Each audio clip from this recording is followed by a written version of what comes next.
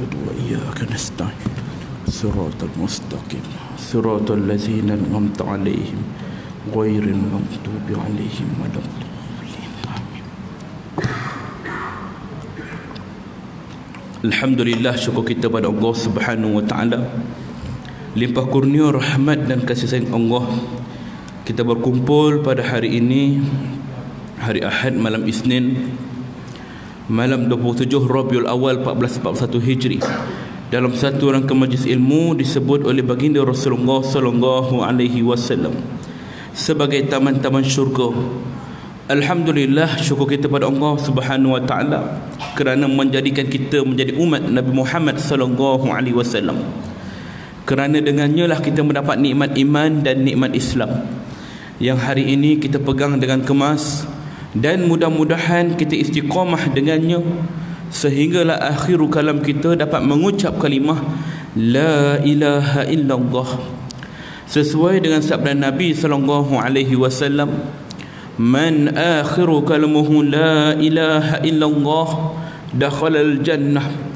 Barang siapa akhir kalamnya dia sempat ucap kalimah la ilaha illallah, masuklah dia ke dalam syurga.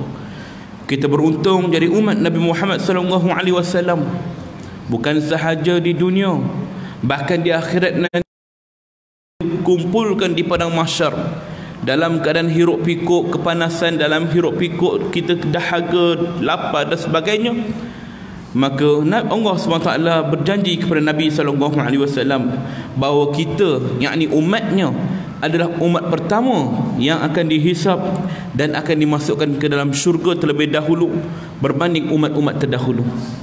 Maka perkara-perkara begini sangat dicemburui oleh Nabi-Nabi yang lain, termasuklah Nabi Allah Musa AS yang mempunyai mukjizat, boleh berkata-kata dengan Allah Subhanahu Wa Taala, dan Allah terus menjawab persoalannya. Sehingga kan dia berkata, ya Rabb, alangkah beruntungnya kalau aku ini jadi umat sallallahu alaihi wasallam, sedangkan baginda pun seorang rasul juga.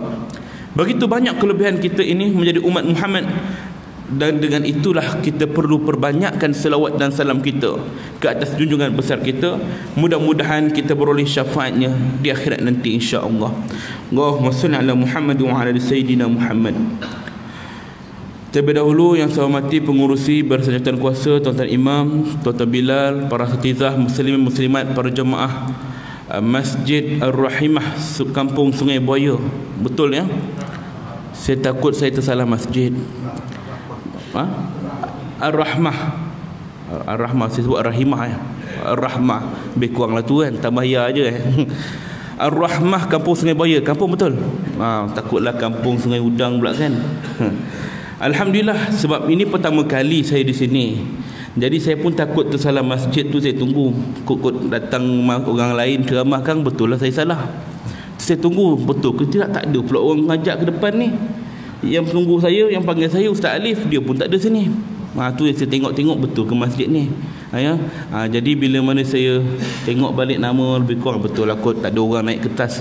Sebab apa pernah berlaku masa saya kuliah di Kelang, Johan Setio, saya tersalah masjid. Sampai-sampai nasib baik tak naik lagi. Saya tunggu. Lepas tu dah angkat beg, dah tak ada orang naik. Elok saya angkat beg, ada orang ustaz lain duduk. Sudah, siapa pula ni? Kata masjid Kampung Johan Setio. Lepas tu saya pun tunggu, saya pun tanya orang situ, ni masjid Kampung Johan Setio kan? Betul, kata dia. Tapi ini Masjid Al-Hidayah Kampung Johan Setio. Ada Al-Hidayah pula? Ya, kita ada satu lagi Masjid Kampung Johan Setio sebelah sana, kata dia. Allah, tersalah masjid. Nasib baik saya tak ke depan dulu kan. Sebab tu kita kena berhati-hati, sebab pertama kali datang kan.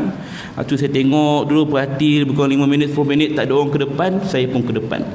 Jadi tuan-tuan dan puan-puan, ibu-ibu, ayah-ayah yang saya kasih sekalian, disebabkan ini pertemuan pertama kita, saya kira tuan-tuan dan puan-puan, ibu-ibu, ayah-ayah tertanya-tanya, siapa dia Mamat yang bercakap kat depan ni?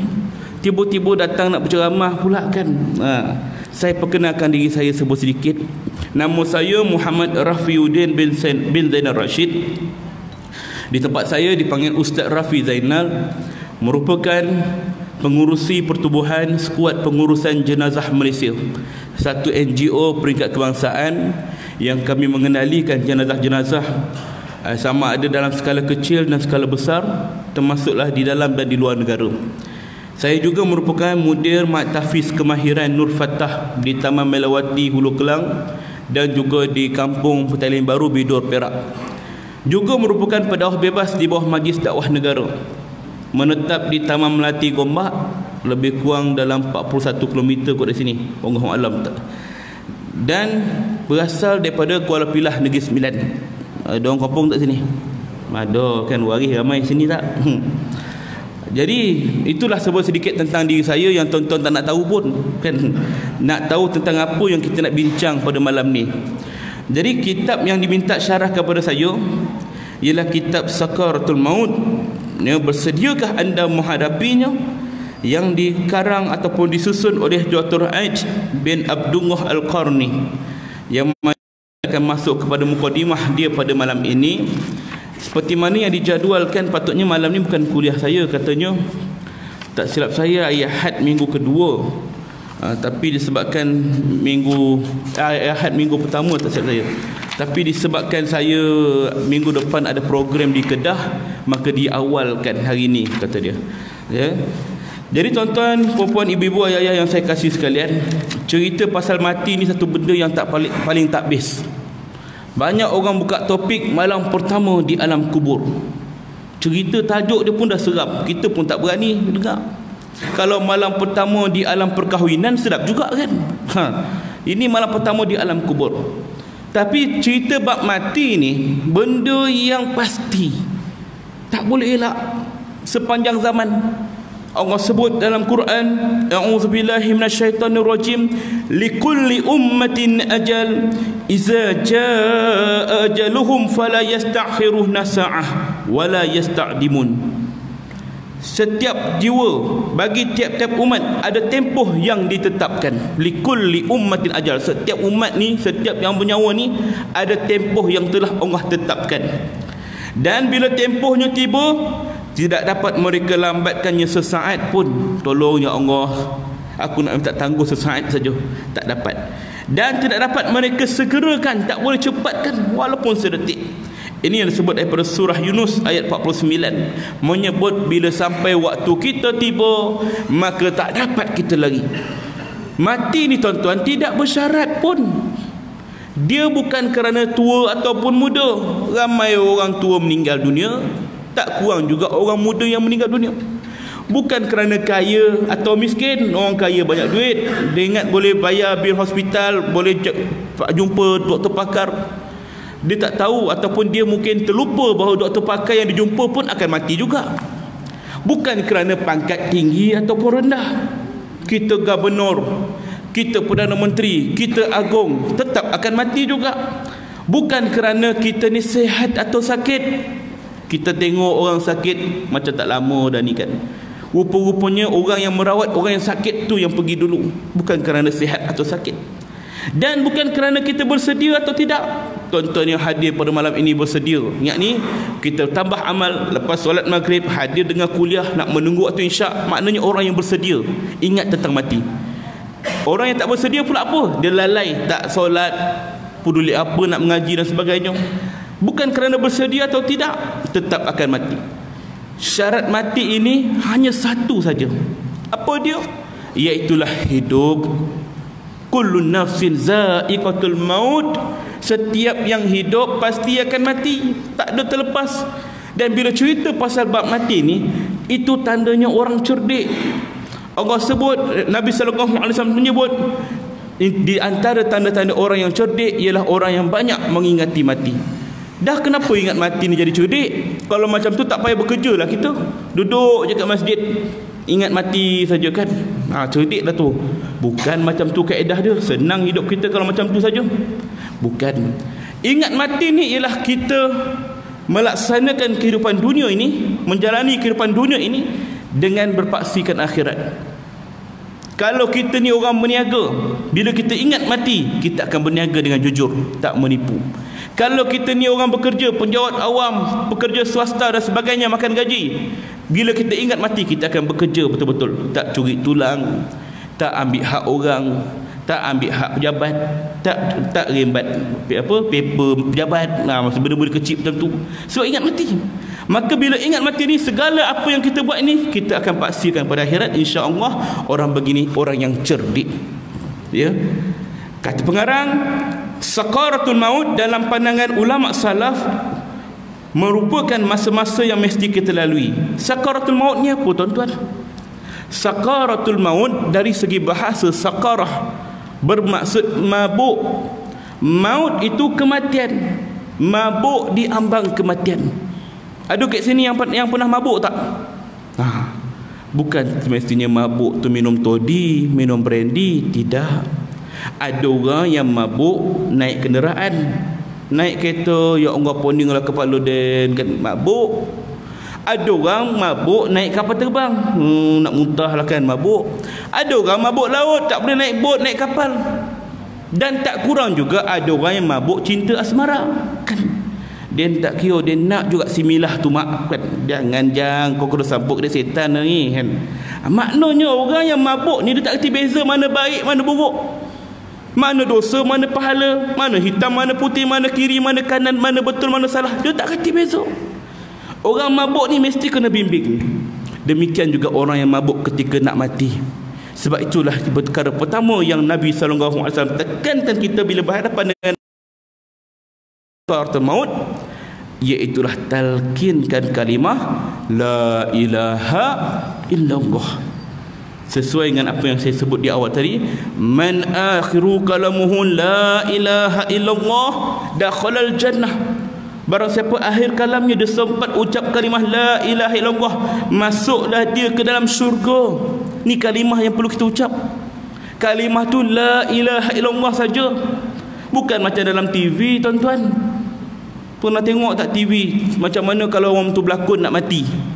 Tanah kubur ke, cerita sinetron ke yang tuan-tuan tengok tu, asal nak mati saja, yang nak mengajar ni mesti ajar mengucap. Ucap bang, asyhadu an la ilaha illallah. Yang tengah nazak pun ikut, asyhadu an la ilaha illallah, kata dia. Wa asyhadu anna Muhammadur Rasulullah. Wa asyhadu anna Muhammadur Rasulullah. Aku bersaksi tiada Tuhan selain Allah. Aku bersaksi tiada Tuhan selain Allah. Ini semua pembongak tuan-tuan. Orang berlakon bolehlah buat macam tu. Mana pernah dalam sejarah orang nak mati mengucap panjang, siap makna sekali. Ini yang kata pembongak, kan? Punyalah nak tunjukkan dia tu mati dalam keadaan husnul khatimah, bukan sekadar boleh mengucap panjang, siap jari macam ni. Ini husnul khatimah ni. Penipu. Sebab berlakon dia ikut arahan direktor. Kalau tuan direktor kata cut, si mati tu boleh hidup balik. Kenapa tuan? Kurang feeling, buat sekali lagi. Buat sekali lagi. 30 kali hidup mati pun tak heran. Sebab berlakon.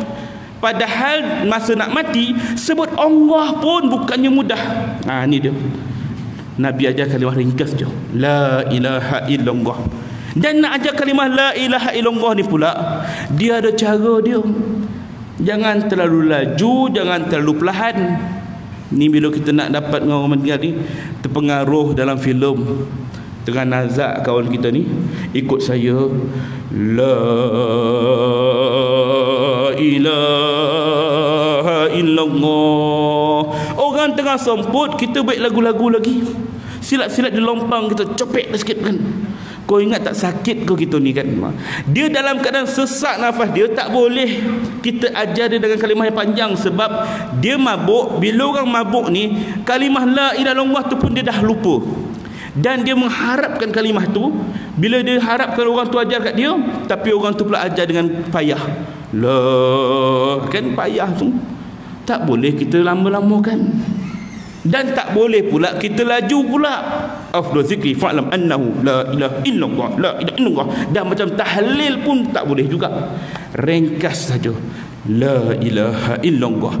Maka bila terima mesej itu di telinganya, mudah-mudahan waktu dia nak meninggal dunia, Allah Subhanahu Wa Taala akan mengizinkan dia untuk ucap kalimah yang mana kalimah thayyibah ini.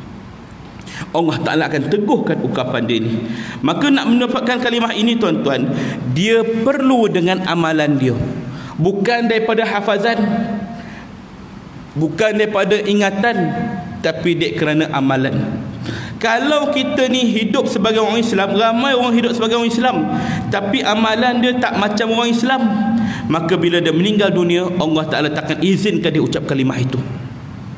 Allah sebut dalam Quran, A'udzu billahi minasyaitonir rajim, yusabbitullahu allazina amanu bil qawli sabit fil hayatid dunya wal akhirah. Allah SWT ayat 27, Allah tetapkan pendirian orang-orang yang beriman dengan kalimah yang tetap teguh dalam kehidupan dunia dan kehidupan akhirat. Maknanya orang yang beriman ni, bila dia nak mati, Allah akan tetapkan teguh dengan kalimah yang teguh ini.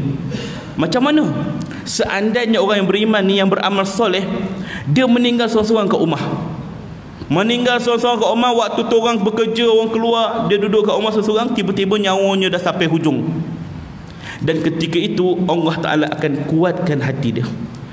Allah Ta'ala akan izinkan lidahnya untuk menyebut La ilaha illallah, meskipun tak ada orang kat tepi dia mengajar kalimah itu. Ini orang yang Allah teguhkan dia dengan kalimah yang tetap. Dan Allah sebut juga dalam ayat yang sama, wa yudillullahu zalimin wa yaf'alullahu ma yasha. Dan Allah juga menyesatkan orang-orang yang berlaku zalim terhadap diri mereka sendiri ni, dan Allah berkuasa melakukan apa yang dikehendakinya. Maknanya apa? Kalau orang ni zalim, zalim kat sini apa dia? Bukan zalim ke orang lain, zalim pada diri sendiri. Dia buat dosa, dia buat maksiat, maknanya itu, maksudnya dia mencampakkan dirinya ke arah kebinasaan. Allah tak pernah menzalim kat kita. Allah jadikan kita ni awal-awal dekat syurga, maknanya Allah jadikan kita ni penghuni syurga. Tapi kita ni bila diuji, duduk dekat dunia ini, ramai orang yang pilih nak masuk ke neraka. Padahal Allah ciptakan kita daripada syurga, kampung kita syurga, menuju ke syurga. Tapi dek kerana kita ni gagal, kita masuk ke neraka. Wa iyyazubillah min zalik. Kenapa? Zalim kat diri sendiri. Antara ayat pertama ketika Allah letak manusia kat muka bumi ni, siapa? Nabi Adam AS, bapa kita. Turun saja kat dunia ni, perkara pertama yang Nabi Adam buat ni, dia menangis ketakutan dalam kegelapan.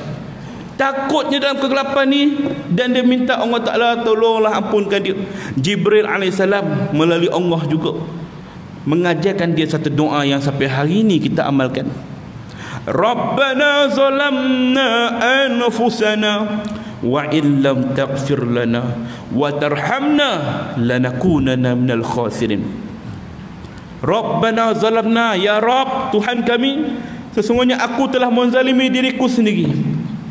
Allah suruh kita mengaku bahawa bukan Allah yang zalim kat kita, tapi kita yang menzalimi diri kita sendiri. Mengaku cepat, Rabbana zalamna, ya Rabb, kami mengaku kami yang zalim diri kami sendiri. Kemudian minta apa? Jika kau tak ampunkan kami, ya Rabb. Maknanya Allah suruh kita minta ampun. Jika Allah tak ampunkan kita, macam mana? Wa tarhamna, dan tak kesian pada kami. Allah suruh kita cari dua benda ni kat dunia ni, keampunan Allah dan rahmat Allah, kesian Allah pada kita. Kalau tak dapat dua benda ni, lanakunanna minal khasirin, termasuklah kita dalam golongan yang rugi. Maka ayat ini Allah tekankan bahawa keakuan kita bahawa Allah tak zalim kat kita, tapi kita yang zalim pada diri sendiri. Maka dalam ayat yang kita bacakan tadi, orang-orang yang wayudilullahu zalimin, orang-orang yang menzalimi diri mereka sendiri, maka Allah akan sesatkan dia. Wa yaf'alullahu ma yasha, dan Allah berkuasa melakukan apa yang dikehendakinya. Maknanya bagaimana? Ketika orang-orang yang zalim ini, ataupun orang-orang yang tidak beramal soleh, berdosa ni, orang musyrik ke, orang munafik ke, orang kafir ke, ketika dia meninggal dunia, dia menghadapi sakaratul maut, meskipun kelilingnya ramai orang bisik kat dia kalimah La ilaha illallah, La ilaha illallah, dia dengar, tapi Allah tak izinkan dia ucap kalimah La ilaha illallah. Allah tak izinkan dia. Lalu dia meninggallah dalam keadaan kufur. Wa iyyazubillah min zalik. Sebab orang yang masuk syurga ni mesti hujung kalimah dia La ilaha illallah. Tuan-tuan, kita berharap pada Allah. Mesti kita khauf wa roja', mengharap dan takut pada Allah supaya Allah izinkan kita ini dapat ucap kalimah la ilaha illallah di hujung usia kita. Lepas tu kita kena banyak doa, kan? Perlu kita bimbangkan macam mana penghujung kita nanti. Kejayaan kita, tuan-tuan, bukan diukur dengan kejayaan akademik, bukan diukur dengan kejayaan harta, bukan diukur dengan kejayaan pangkat dan sebagainya. Tapi kejayaan sebenar ialah bila mati dapat sebut la ilaha illallah dan terus masuk ke syurga Allah Subhanahu wa taala. Allah Akbar, ni kita kena minta ni. Tiap-tiap kali berdoa, ya Allah murahkan rezeki aku, ya Allah sembuhkan sakit aku, ya Allah mudahkan urusan aku, ya Allah. Ini semua doa bersifat dunia. Tak salah berdoa, disilakan, Allah kabulkan nanti insya-Allah. Tapi kenapa kita tak selitkan juga, ya Allah izinkan lidah kami ini untuk ucap kalimah la ilaha illallah di hujung usia kami. Ya Allah izinkan kami untuk minum air telaga Al-Kausar milik Nabi sallallahu di akhirat nanti. Tak. Ya Allah beratkan timbangan amal kami di neraca Al-Mizan. Ini yang kena kita minta. Cepatkan kaki kami melintasi jalan sirat. Ini yang perlu kita minta. Kan? Tapi ramai manusia yang terlupa nak minta. Bila kita minta, maka macam mana Allah nak bagi? Kan? Baik. Semua kita pasti mengalami sakaratul maut. Tak ada orang terlepas. Nabi SAW sendiri pun merasainya. Ketika Rasulullah SAW di penghujung hayatnya, beberapa kali diriwayatkan Nabi SAW pengsan di sisi isterinya Sayyidatina Aisyah radhiyallahu anha. Nabi pengsan, kemudian Nabi bangun. Kemudian pingsan lagi. Ketika Nabi SAW pingsan, terbit air ataupun peluh di wajahnya yang cukup wangi. Siti Aisyah pun hairan. Wahai Rasulullah, peluh apa yang keluar daripada wajah kau ni? Wangi sangat. Apa jawab Nabi? Sesungguhnya orang beriman itu matinya dalam keadaan wajahnya berpeluh. Subhanallah, ni tanda husnul khatimah kalau wajah orang berpeluh. Nabi pun merasai sakit sakaratul maut. Dia minta pada Aisyah, wahai Aisyah, tolong bawakan aku sebekas air. Dibawa sebekas air tanpa banyak cakap. Nabi celup tangan dia, Nabi sapu kat mukanya, sapu kat tengkuk, pandang Jibril, sakitnya sakaratul maut ni. Kepedihan sakaratul maut pun Rasulullah merasainya. Tak ada orang terlepas, tuan-tuan. Benda ni yang kita perlu fikirkan, macam mana keadaan kita di penghujung hayat. Wa iyazubillah bizalik. Semua pasti melalui masa-masa yang amat menggerunkan ini. Wallahi demi Allah, semua kita pasti mengalaminya dan merasainya, dan dia telah dirasakan oleh raja, dan dia telah dirasakan oleh rakyat jelata, orang-orang kaya, orang miskin, seluruh umat mengalami dan merasakan kematian. Kau raja ke, kau menteri ke, kau orang miskin ke, hamba biasa ke, semua akan merasai siksanya kematian ni. Allah SWT berfirman, a'udzubillahi minasyaitonirrajim. Wa kam ahlakna qablahum min qarnin hal tuhissu minhum min ahad aw tasma'u lahum rikza. Dan berapa banyak telah kami binasakan umat-umat sebelum mereka. Adakah kamu melihat seorang pun daripada mereka, atau kamu dengar seorang mereka yang samar-samar? Surah Maryam ayat 98. Allah sebut dalam ayat ini berapa banyak umat-umat terdahulu yang bersama dengan kita, yang mana tak pernah kita jumpa, yang kita hanya dengar sejarah dia. Hari ini mana pergi? Raja-raja dahulu mana pergi? Fir'aun mana pergi? Qarun mana pergi? Orang yang paling kaya kat dunia siapa pun mana pergi sekarang ni? Semuanya Allah telah binasakan. Pernah tak kita dengar, tengok dia sekarang lagi kat dunia? Tak ada. Ada tak kita dengar suara lagi kat dunia ni? Tak ada. Demikian juga kita. Satu hari nanti kita pun akan jadi bahan cerita orang juga. Cuma jasad kita saja yang tak ada kat dunia ini. Perbahasan kita pada kali ini akan mengandungi 3 unsur penting. Yang pertama, kita akan bahaskan sakaratul maut itu dari aspek Al-Quran, bijakan bab kematian. Kedua, kematian dalam perspektif hadis yang sahih. Ketiga, kematian mengikut pandangan ulama salaf dan orang-orang yang lalai. 3 benda poin yang akan bincang. Ya, baik. Amr bin Al-As, siapa dia ni? Sayyidina Amr bin Al-As ni, tuan-tuan, dia pernah dilantik sebagai gubernur di Mesir. Zaman Khalifah Umar Al-Khattab dia pernah jadi gubernur. ya, merupakan seorang sahabat yang dikenali cerdik dan ahli strategik sehingga mendapat gelaran Asadullah, singa Allah, pakar strategi perang. Nak berperang tanya pada Amr al-As. Begitulah. Betapapun dia hebat, namun dia tak mampu mengelak daripada kematian. Hebat Amr al-As ni, tapi dia tak dapat elak juga daripada mati.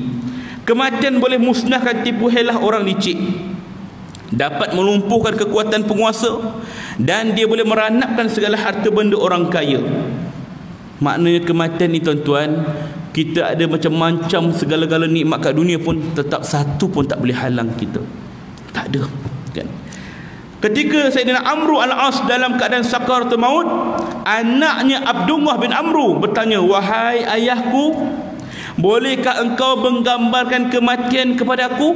Waktu Amr dalam keadaan nazak, anak dia kata, "Wahai ayah, ceritakan kepada kami macam mana pengalaman kau sekarang ni menghadapi sakaratul maut. Engkau lah orang yang paling tepat untuk jelaskannya." Ketika itu ayahnya dalam keadaan sakit. Amr bin As pun berkata, "Wallahi wahai anakku, aku merasakan seolah-olah gunung-gunung yang ada kat permukaan bumi ini semuanya diletakkan di atas dadaku, dan seakan-akan aku menghirup udara dari lubang jarum yang sempit kerana sesak nafas." Allahu Akbar. Tahu tak lubang jarum kita tu? Lubang jarum yang mak-mak kita ni nak jahit baju, nak masukkan benang tu bukan senang kan? Berapa kali diisap benang tu? Tak masuk lah kan?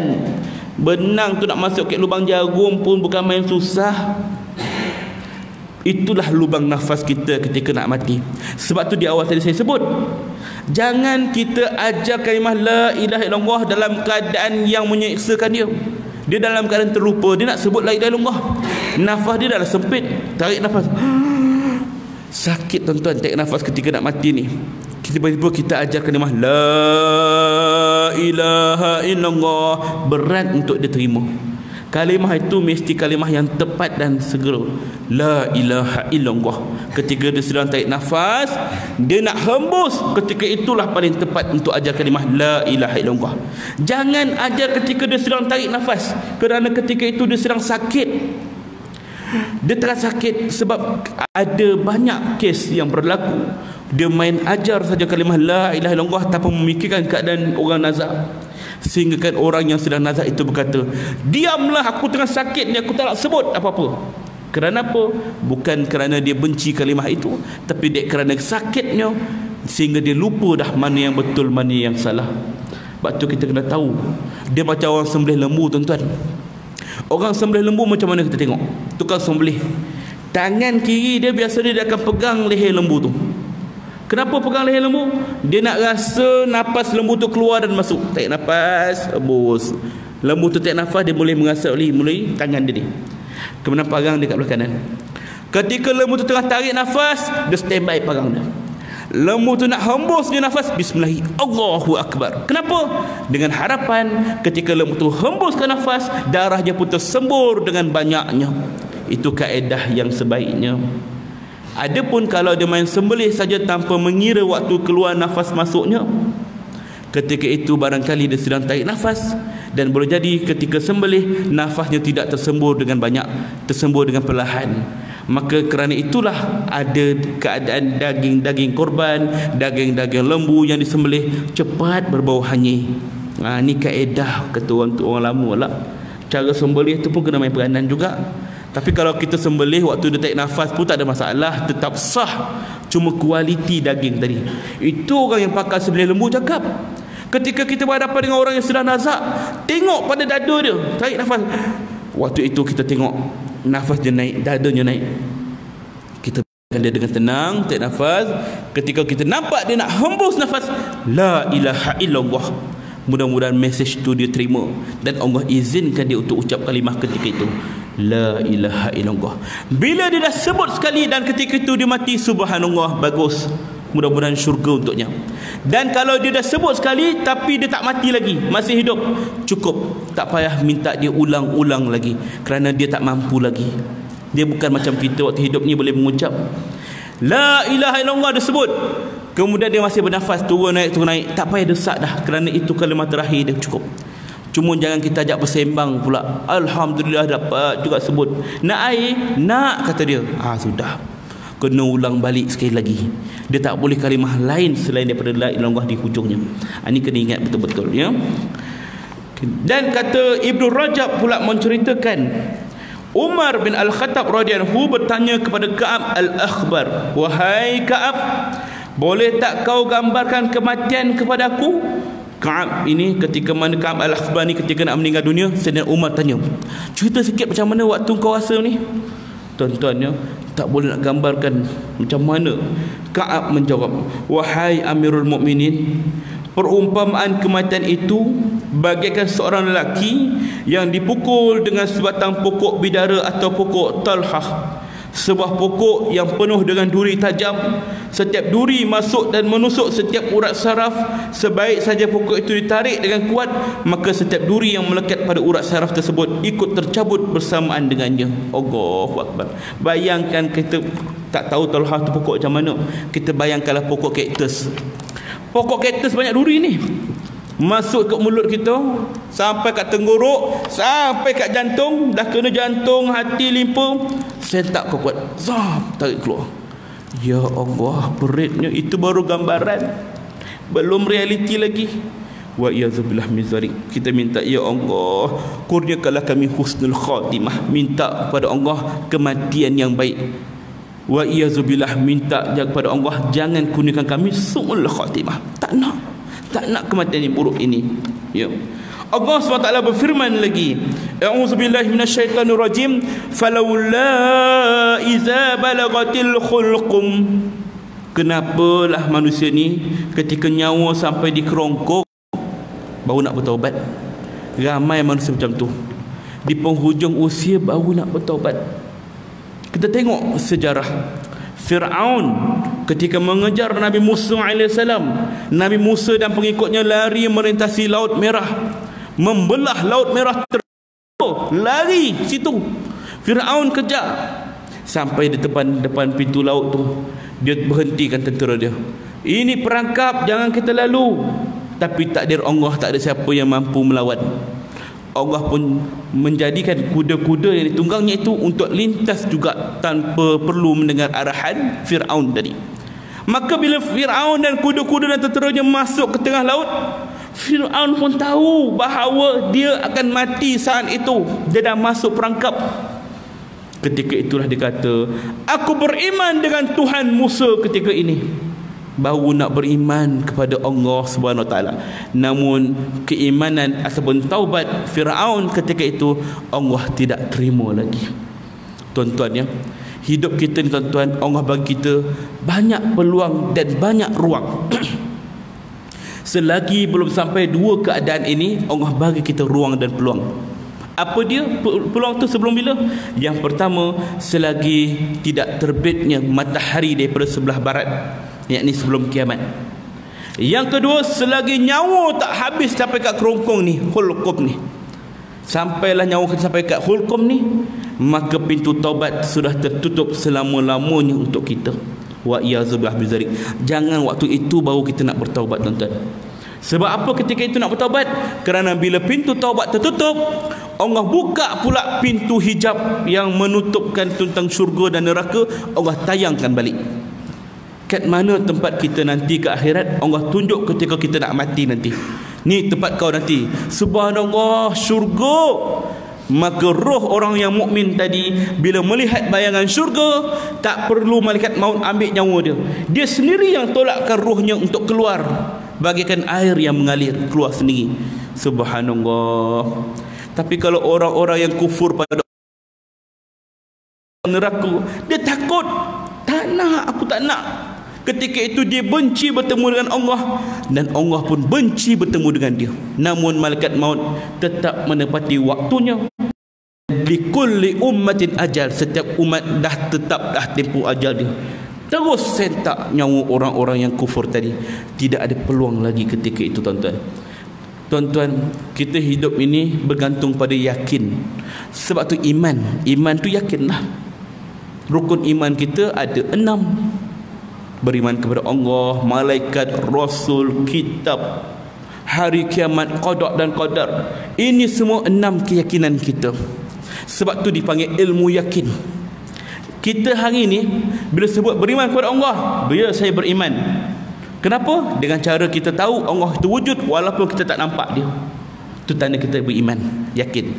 Bila kita tahu Allah itu wujud, kita buat apa yang Allah suruh, kita tinggal apa yang Allah larang. Itu tanda kita meyakini iman kita.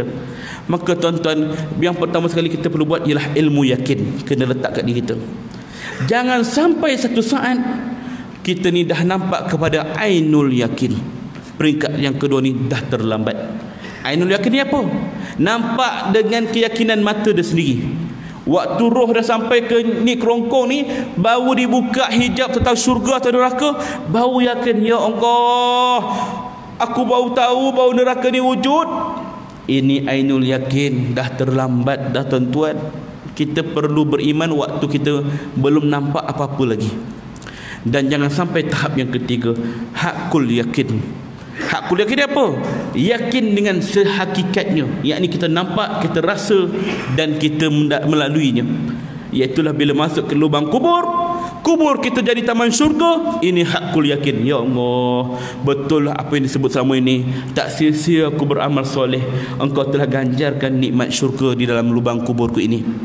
Dan jangan sampai pula hakul yakin itu lubang kubur kita jadi kawah-kawah api neraka. Ya Allah, tolonglah, aku tak nak mati lagi. Sebab itulah kenyataan orang kubur. Bila mana dia meninggal dunia, dia minta pada apa kat Allah? Rabbirji'un, Rabbirji'un, keluarkan kami ya Allah. Ya Allah, kembalikan kami ke dunia. Rabbirji'un. Itulah ungkapan ahli kafir, orang yang berdosa besar. Untuk apa kau nak kembali ke dunia balik? Kau dah habis masa kau kat sini. La'alli a'malu salihan fima tarak, untuk aku beramal soleh atas perkara yang dulu aku tinggalkan. Ini penyesalan orang kafir. Orang kafir ni tuan, bukan orang bukan Islam saja. Untuk orang Islam yang tidak melaksanakan cara hidup Islam. Untuk aku beramal soleh atas dulu yang aku tinggalkan. Aku nak bangun balik, aku nak semayang. Aku nak bangun balik, aku nak sedekah. Aku nak bangun balik, aku nak baca Quran. Aku nak bangun balik, aku nak bertaubat. Ni dia. Untuk beramal soleh atas. Kata Allah apa? Kalla, sekali-kali tidak. Innaha kalimatun huwa qailuha, sesungguhnya kata-kata engkau itu sia-sia. Wa min waraihim barzahu illa yaumi yub'atsun, sesungguhnya dinding barzah sudah mengepung kau. Kau tinggal sini sampai hari dibangkitkan kelak. Allahu akbar. Ini yang Allah sebut ketika kita dalam kubur kepada orang kafir. Kita tak nak kembali ke dunia kerana penyesalan. Tuan-tuan, insya-Allah kita bagi laluan dulu. Dia stop kat sini ke lepas azan boleh sambung? Macam mana saya tak faham cara sini. Azan dulu, lepas tu boleh sambung balik. Okey, insya-Allah. Silakan.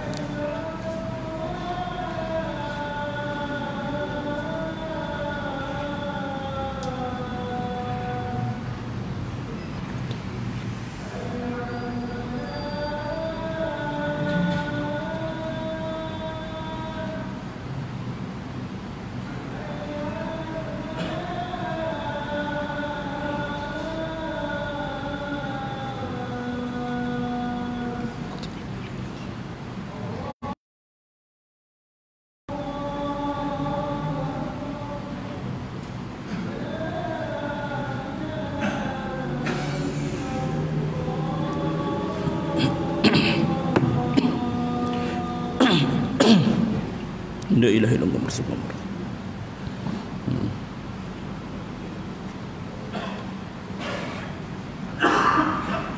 Allahumma salli ala Muhammad wa ala Muhammad. Kita minta pada Allah Subhanahu taala, jangan kembalikan kita, jangan dalam kubur kita merayu kembali pada Allah. Kita minta pada Allah, bila dalam kubur nanti kita dah masuk dalam lubang kubur, kita tak nak kembali dah. Masa tu kita biarlah harta kita, biarlah tanah kita, rumah kita, harta kereta kita, anak isteri kita, semua lantaklah dia. Sebab kita fikir dalam kubur dah dapat nikmat syurga, di antara taman-taman syurga, sehingga kita tak fikir langsung hal dunia. Jangan sampai bila kita duduk dalam kubur kita minta balik ke dah. Ya Allah, aku nak keluar ke dunia untuk beramal soleh, dulu aku tinggalkan. Allah herdik kita, kalla, sekali-kali tidak. Innaha kalimatun huwa qailuha. Ini kata-kata engkau yang percuma, yang sia-sia, yang mana kau takkan buat. Aku tahu kau macam mana. Jangan sampai Allah tak percaya kat kita lagi. Wa min waraihim barzah, sesungguhnya dinding barzah sudah ada di kelilingmu. Illa yaumi yub'asun, sehingga kau dibangkitkan nanti. Inilah kenyataan yang cukup menakutkan. Sebut ayat tadi, falaula iza balagha, maka mengapa ketika nyawa sampai di kerongkong, wa antum hina izin tanzurun, padahal kamu ketika itu melihat. Waktu tu baru melihat, ainul yakin, baru melihat. Wa nahnu aqrabu ilaihi minkum walakin la tubsirun, dan kami lebih dekat kepadanya daripada kamu. Falaula in kuntum ghayra madinin, tetapi kamu tidak melihat, mengapakah kamu tidak mengembalikan nyawa itu? Tarji'unaha in kuntum sadiqin, jika kamu orang-orang yang benar. Kenapa waktu sebelum kita ni nak sampai nyawa kat kerongkong ni kita tidak melihat jalan yang sebenar? Tuan-tuan, sebab itulah kita perlu menuntut ilmu. Bila kita menuntut ilmu, maka itulah persediaan kita untuk hari akhirat. Ilmu bukan dunia saja, ilmu akhirat. Jangan rasa macam cukuplah apa yang ada ni. Jangan pernah puas dengan apa yang kita sedang amal sekarang. Ilmu ni takkan pernah habis. Kita ambil satu contoh, orang yang tidak mahu menuntut ilmu. Siapa dia? Pernah dengar nama Abdul Rahman bin Muljam? Siapa dia Abdul Rahman bin Muljam? Mungkin kita kurang popular nama tu. Ibnu Muljam. Siapa Ibnu Muljam? Ibnu Muljam inilah orang yang bertanggungjawab membunuh Sayyidina Ali karamallahu wajhah. Tuan-tuan, siapa dia Ibnu Muljam ni? Bukan calon-calon orang. Kata Imam Az-Zahabi dalam kitabnya, Imam Az-Zahabi ni seorang muhadis. Dia kata dalam kitabnya, Ibnu Muljam ini ataupun Abdul Rahman bin Muljam ini, dia ada seorang qari, manusia yang baik di zamannya, dipuji awalnya, dan di hujungnya dia menambah, tapi sayangnya Ibnu Muljam ini mati dalam keadaan su'ul khatimah, dalam keadaan buruk. Kenapa tuan-tuan? Kerana Ibnu Muljam ini dia membunuh seorang sahabat Nabi, dia membunuh Khalifatul Mukminin, dia membunuh menantu Nabi Sayyidina Ali. Padahal dia ni orang yang digelar Al-Mukri, orang yang membaca Al-Quran, orang yang fasih baca Quran. Bukan cara-cara orang yang bunuh Sayyidina Ali ni, pembaca Al-Quran. Dan disebut dalam riwayat, ketika dia nak menetak kepala Sayyidina Ali itu dengan parang dia, dia sebut Allahu Akbar sambil baca ayat Al-Quran surah Al-Baqarah, nak menunjukkan dia di tempat yang benar. Tuan-tuan, sayang sekali. Apa sebab dia? Nak cerita tentang sisi dia, tuan-tuan. Ketika zaman Khalifah Umar Al-Khattab menjadi khalifah di Mesir, Sayyidina Amru Al-As menjadi gubernur. Dia tulis surat pada Khalifah Umar, wahai khalifah, di Mesir ini tidak ada orang yang mengajarkan Al-Quran. Tolong datangkan satu orang qari untuk ajar Al-Quran kepada kami. Maka Sayyidina Umar menunjukkan kemuliaan kepada Abdul Rahman bin Muljam tadi. Dia tulis surat, ini dia Abdul Rahman bin Muljam, dia seorang qari, seorang yang fasih baca Quran. Muliakan dia. bagi dia rumah, bagi dia kenderaan. Tengok, Saidina Umar mengiktiraf keilmuan Al-Quran kepada Ibnu Muljam tadi. Kemudian dihantar ke Mesir, dia duduk menjadi pengajar Al-Quran. Ini begitu mulianya. Namun sayangnya ketika bergelojak fitnah sejak zaman Saidina Uthman bin Affan sehingga masuk Saidina Ali bin Abi Talib radhiyallahu anhu, ketika itulah dia rasa macam diri dia ni benar. Dia terpercaya fitnah dan akhirnya dia rasa diri dia benar sehingga dia tak mengaji pun. Dia tak belajar daripada orang lain. Dia mentafsir Al-Quran, dia mentakwil Al-Quran dengan fahaman dia sendiri. Sehinggalah dia ini fikir dia ni dalam keadaan yang betul, sehingga sanggup membunuh Sayyidina Ali karramallahu wajhah. Inilah dia kesudahan, tuan-tuan. Sebab apa? Sebabnya kerana tidak mahu mengaji. Mengaji ni bukan Quran saja, tuan-tuan. Mengaji ilmu lagi, gali. Sebab kalau kita hanya tahu Al-Quran, mentafsir dengan kepala otak kita sendiri, maka kita termasuk dalam golongan yang rasa diri kita betul, akhirnya mudah sesatkan orang lain. Ini bahaya. Mengaji tak akan pernah habis. Ilmu agama ni kena cari, kena gali sampai liang lahat. Tu cara dia. Ini sejarah yang tidak akan pernah terpadam, menunjukkan bahawa kalau kita tinggalkan pengajian, kita akan rasa diri kita betul. Sedangkan orang yang lagi menuntut ilmu, dia akan rasa dirinya semakin jahil. Bukan jahil kerana dia tak ada ilmu, tapi merasa dirinya betapa kurangnya aku dengan ilmu sebelum ni. Allahu Akbar. Itulah di antara pengajaran besar yang boleh kita ambil daripada ayat yang kita bacakan tadi. Wallahu a'lam bissawab, tuan-tuan. Cukuplah saya kira sebagai mukadimah kita pada malam ini. Ya, tak boleh lama-lama. Nanti orang kata apalah ustaz ni, baru round pertama dah nak pusing sampai pukul 9 kan. Jangan, cukuplah waktu ni. Jadi insya-Allah kita akan sambung lagi pengajian kitab ni. Kalau tuan-tuan nak dapatkan kitab ni, boleh cari sendirilah dekat kedai buku ke apa, Al-Hidayah Publication, keluaran dia Sakaratul Maut, bersediakah anda menghadapinya.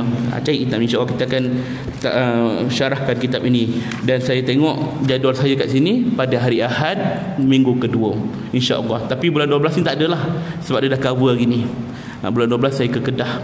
InsyaAllah terjumpa bulan Januari tahun depan, insyaAllah. Setahun tu kan, baru jumpa hari ni, nak jumpa tahun depan pula kan. InsyaAllah. Sekadar itu kita tangguh dengan bacaan doa. A'udzubillahi minasyaitonirrajim. Bismillahirrahmanirrahim.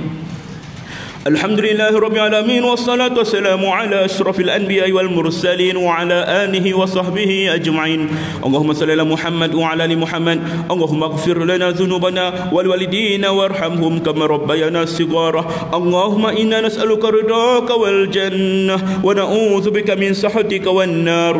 Ya Allah, kami ni hamba-Mu yang berdosa. Ya Allah, kami melakukan maksiat di siang hari dan di malam hari. Ya Allah, dari itu ampunkan dosa kami ya Allah, yang nampak ataupun yang tidak nampak ya Allah.